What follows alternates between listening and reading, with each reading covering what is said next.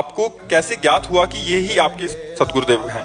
हमने श्री जी से प्रार्थना की थी कि हमारे कठोर शुष्क ज्ञान मार्ग के हृदय को प्रेम में बना देने के लिए आप गुरुदेव रूप से मिलो। मैं ऐसे पहचान नहीं कर पाऊंगा कि आप कौन है, मेरे गुरुदेव कहाँ है, आप स्वयं मिलो। तो हरिवंश महाप्रभु के मंदिर में हम थे, तो गोसाई जी ने कहा बाबा सुनो, हमारे संप्रदाय में एक सहचरी भाव के सिद्ध महापुरुष है, आप जानते हो?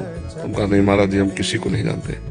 तो उस समय गुरुदेव भगवान मदन टेर के सामने लाडली कुंज था, उसमें रहते थे। तो कहा कि आप वहां जाना। जे भी अपनी कुटिया आए तो एक ब्रजवासी थे, उनका दंडोत बाबा, तो बहुत जोर के महात्मा है बाबा, वृंदावन की चरम सीमा के रस में उपासना में डूबे हुए ये मदन टेर के सामने आप कभी मिलो। ये बात तो गोस्वामी जी ने भी कही और ये बात इन्होंने भी कही। हमका तीसरी बात रही कि हमारे अंदर आ जाए कि मैं मिलूं। 4 शाम के बजे होंगे कि हाहाकार मच गया, मतलब एकदम व्याकुलता कि मुझे मिलना ही मिलना है, मिलना ही मिलना है। पहुंचे, दरवाजा खटखटाया, आधा घंटा तक खटखटाते रहे, अंदर से बंद था। आधा घंटा बाद पादुका की आवाज आई, देख पहली सीन में बिक गए। पहले दर्शन में ही महाराज जी के आंसू चल रहे थे, बार बार अचला से पूछ रहे थे। ये देखा कि अरे गजब है। अब देखते हैं कि इतनी उच्च कोटि प्रेम की अवस्था। महाराज जी ने ऐसे देखा, सन्यासी वेश हमारा, लाल वो भगवा वस्त्र, त्रिपुंड लगाए। बोले नहीं, उनका आप जाइए, फिर कभी आना।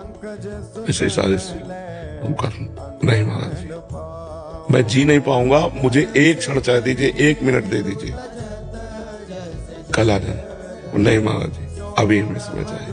हम कहा ऐसी विभूति जो मुंह फेर ले तो फेर ही ले, फिर क्या।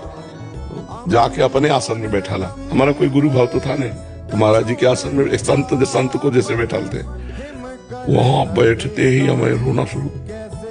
क्यों रो रहे हमें खुद पता नहीं। कहीं तो परमाणु है महाराज जी के। महाराज जी, मैं प्रिया प्रीतम की उपासना करना चाहता हूँ, लेकिन सन्यासी हूँ, अहम ब्रह्मास्मि की उपासना रही, कैसे आगे बढ़ूं, क्या करूं, मुझे कुछ समझ में नहीं आता। महाराज जी ने ऐसे 3 अंगुली पकड़ी, कहा सब ठीक हो जाएगा, सब ठीक हो जाएगा। बस जिस दिन से पकड़ा उस दिन से निहाल कर दिया।